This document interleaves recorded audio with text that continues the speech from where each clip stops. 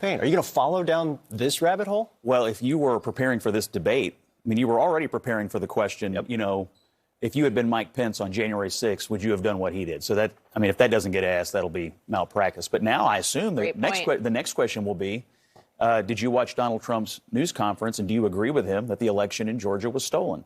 And you're going to have to come up with an answer for that sort of satisfies the vector that you've come up with for your campaign. So his interjecting this prior to the debate will ensure that he's in the debate without actually being there, probably, and force all these campaigns to once again dance around. And as you pointed out, you're going to have the Republican governor of Georgia, Brian Kemp, saying this just is fabricated. So it's, as it has been for these campaigns, it's extremely complicated, and there's no great answers.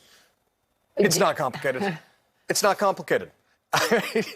There are facts. Tell the truth. It doesn't need to be complicated. It's just put through the vector of their campaign strategy where it becomes complicated.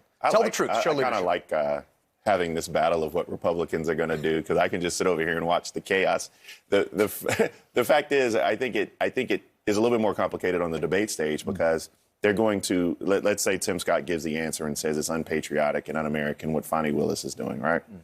Then he's going to get filleted by Chris Christie.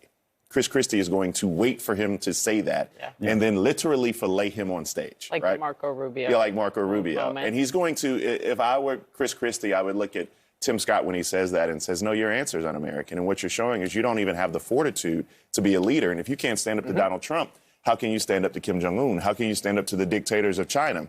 The same will be true on the Pence issue. If they